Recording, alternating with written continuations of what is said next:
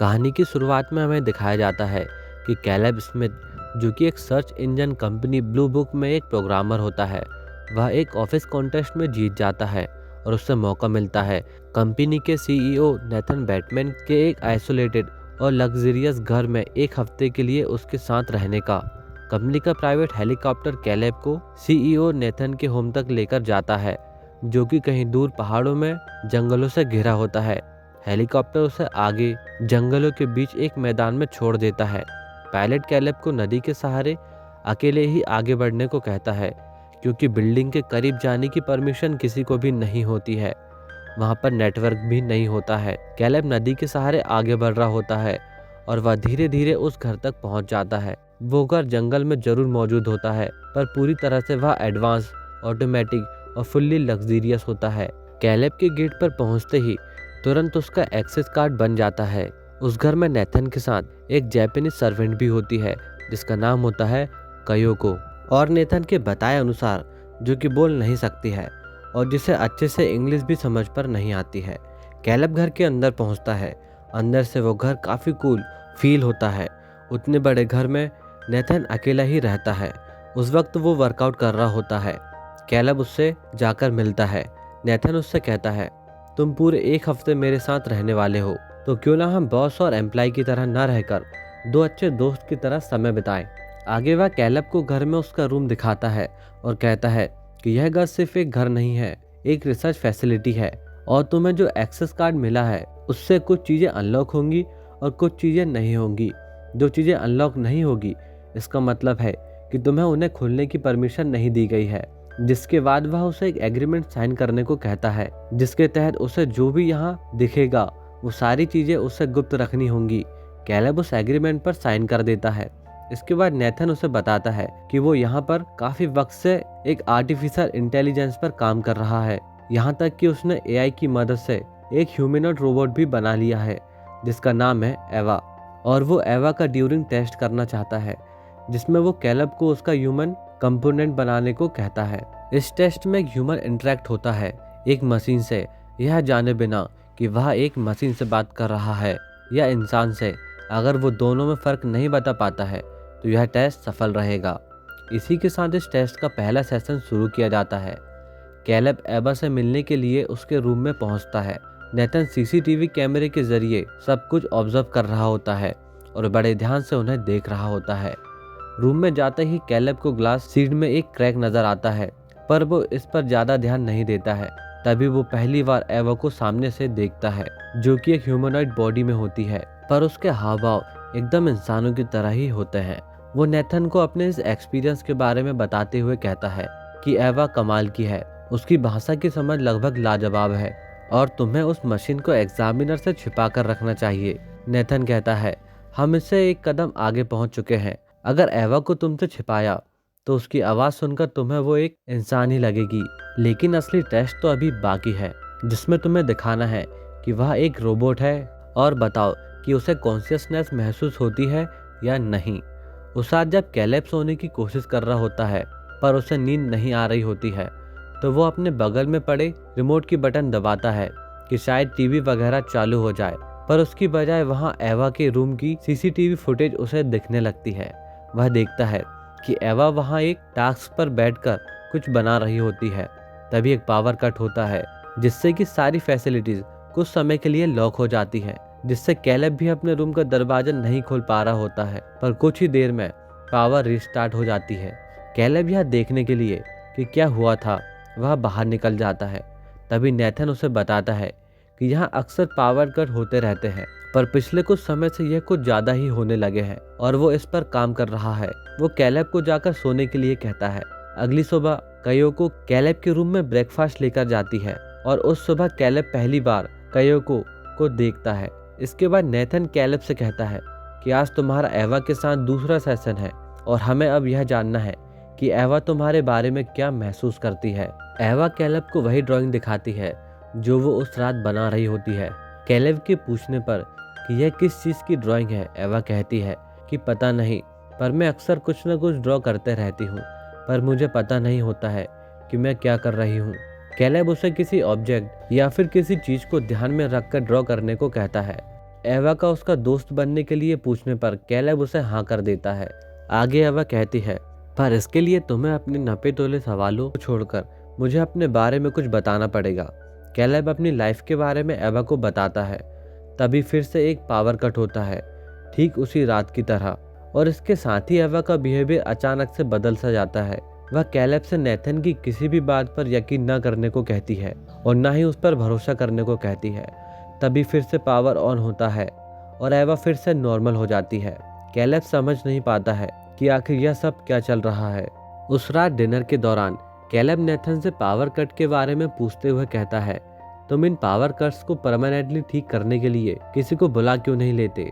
जिस पर नेथन उससे कहता है, इस जगह पे इतने राज छिपे हुए हैं कि जिसने पावर सिस्टम को इंस्टॉल किया था मैंने उसे काम करने के बाद मरवा दिया था। उनका ड्यूरिंग टेस्ट सही चल रहा होता है, जिसके 2 सेशन अब पूरे हो चुके होते हैं। नेथन उससे आज के सेशन के बारे में पूछते हुए कहता है, क्योंकि वो पावर कट वाला पार्ट नहीं देख पाया था। लेकिन कैलेब उससे सब कुछ छिपाते हुए कहता है कि उस समय कुछ खास घटना नहीं हुई थी। अगले दिन नेथन कैलेब को अपनी लैब दिखाता है जहां पर उसने एवा को बनाया था।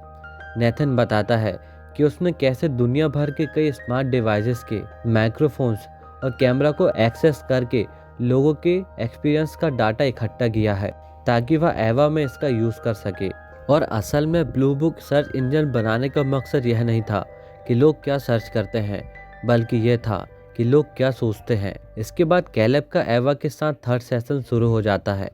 एवा कैलेब को अपनी बनाई गई ड्राइंग दिखाती है, जिसके बाद कैलेब एवा से पूछता है, क्या तुम कभी इस बिल्डिंग के कभी बाहर गई हो, और अगर तुम्हें कभी मौका मिले तो तुम कहाँ जाना चाहोगी? एवा कहती है, पता नहीं, शायद किसी भीड़भाड़ वाली जगह, किसी शहर के चौराहे पर। एवा कैलेब को अपनी आंखें बंद करने को कहती है और एक सुंदर सी ड्रेस पहनकर आ जाती है। कैलेब उसे इस तरह से देख रहा होता है मानो वो उसे पसंद करने लगा हो, और एवा का एआई इतना एडवांस होता है कि वो कैलेब के एक्सप्रेशंस को देखकर समझ जाती है कि वो उसकी तरफ अट्रैक्ट हो चुका है। यह सेशन खत्म होता है। कैलेब नेथन के पास पहुंचता है और वह उससे पूछता है, तुमने इसे सेक्सुअलिटी क्यों दी? वो सिर्फ एक ग्रे बॉक्स एआई हो सकती थी, और क्या तुमने उसे मेरे साथ फ्लर्ट करने के लिए प्रोग्राम किया है? जिस पर नेथन उसे बताता है, सेक्सुअलिटी काफ़ी मज़ेदार चीज़ है और तुम यकीन नहीं करोगे, पर एवा सेक्स भी कर सकती है, और मैंने उसे तुम्हें चाहने के लिए प्रोग्राम नहीं किया है। यह उसकी अपनी समझ है, और मेरे अलावा तुम ही पहले इंसान हो जिससे वह मिली है, और मैं उसके लिए उसके एक डैड की तरह हूँ। इसके बाद कैलेब का एवा के साथ 4th सेशन शुरू हो जाता है। कैलेब एवा के दिमाग में बाहरी दुनिया को लेकर अच्छे अच्छे ख्याल भर रहा होता है, और वह उसे बताता है, मुझे यहाँ तुम्हारा टेस्ट लेने के लिए भेजा गया है। तभी फिर से पावर कट हो जाता है। कैलेब फौरन उससे पूछता है कि तुमने ऐसा क्यों कहा था कि नेथन पर भरोसा मत करो? जिस पर एवा उससे कहती है, क्योंकि वह एक बेहद ज़्यादा बुरा इंसान है। तभी उसे पता चलता है कि यह पावर कट्स ऑटोमेटिक नहीं होते हैं, बल्कि यह सब एवा करती है। जिसके बाद यह सेशन खत्म हो जाता है। कैलेब कहता है, तुम इस काम के लिए किसी और को भी चुन सकते थे, तो फिर तुमने सिर्फ मुझे ही क्यों चुना? जिस पर नेथन उसे बताता है, तुम लकी नहीं हो, तुम्हें चुना गया है क्योंकि मुझे कोई ऐसा स्मार्ट इंसान चाहिए था जो कि मुझसे सही सवाल कर सके और जिस पर मैं भरोसा कर सकूं। आगे हमें पता चलता है कि नेथन ने कायोको को अपनी पर्सनल ज़रूरत पूरा करने के लिए रखा था। कैलेब देखता है कि नेथन एवा के रूम में है और वो उसकी बनाई गई ड्राइंग को फाड़ देता है। कैलेब जाकर कायोको से पूछता है कि नेथन कहाँ है, पर कायोको उसे जवाब नहीं देती है, बल्कि वह अपने कपड़े उतारने लगती है। कैलेब समझ नहीं पा रहा होता है कि आखिर यह सब क्या चल रहा है। तभी वहाँ नेथन आ जाता है।